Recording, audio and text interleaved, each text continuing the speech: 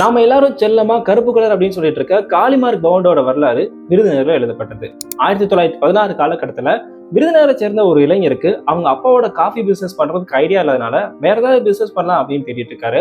அப்பதான் ஒரு நாள் அவரு ரயில்வே ஸ்டேஷன்ல ஸ்பென்சர்ஸ் கூல்ட்ரிங்க்ஸ் விற்கிறத பாக்குறாரு.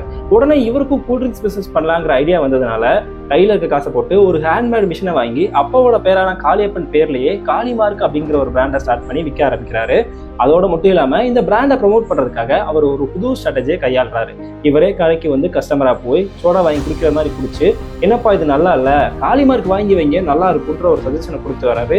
இந்த ஸ்ட்ராட்டஜினால இந்த காளிமார்க் பிராண்ட் வந்து அந்த சுற்று வட்டாரத்துல அதிகமா வந்து பாப்புலர் ஆக ஆரம்பிக்குது.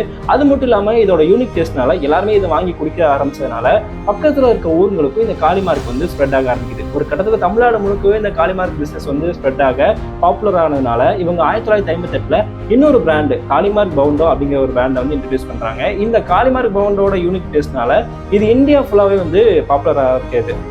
அதுக்கப்புறம் வந்து பாத்தீங்கன்னா லேட்டரா வந்து இந்திய சந்தைகள்ல பெப்சி வந்ததுக்கு அப்புறமா காளிமார்க் பவுண்டோட வளர்ச்சி வந்து கொஞ்சம் பின்னடைவை சந்திக்குது.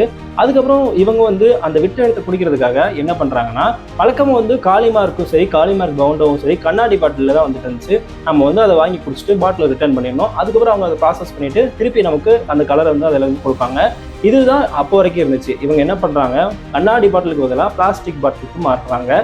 அது மட்டும் இல்லாம சின்ன சின்ன கையடக்க பாட்டில்களை அறிமுகப்படுத்துறாங்க. அதுல கருப்பு கலர் மட்டும் இல்லாம லெமன், ஆரஞ்சு இந்த மாதிரி விதவிதமான ஃப்ளேவர்ஸும் இன்ட்ரடியூஸ் பண்ணி இன்னைக்கு இருக்க ஜென்ரேஷனோட ட்ரெண்டுக்கு ஏற்ற மாதிரி இன்ட்ரடியூஸ் பண்ணி விட்ட இடத்த மறுபடியும் பிடிச்சி இன்னைக்கு வரைக்குமே ட்ரெண்ட்ல இருக்காங்க. கூல் ட்ரிங்க்ஸ் மார்க்கெட்ல இன்னைக்கும் கோக் பெப்சிக்கு ஈக்குவலா காளிமார்க் பவுண்டோவும் டஃப் கொடுக்குற ஒரு ப்ராடக்டா தான் இருந்துட்டு இருக்கு. இது காரணமா இருந்தவங்க PVSK பழனியப்பன் மற்றும் அவங்களோட மனைவி உண்ணாமலை அம்மாள். இவங்க 2 பேரும் தான் அன்னைக்கு காலகட்டத்தில் ஹேண்ட்மேடாக இந்த கூல்ட்ரிங்க்ஸ் தயாரிக்க ஆரம்பிச்சு இவ்வளோ தூரம் கொண்டு வந்திருக்காங்க.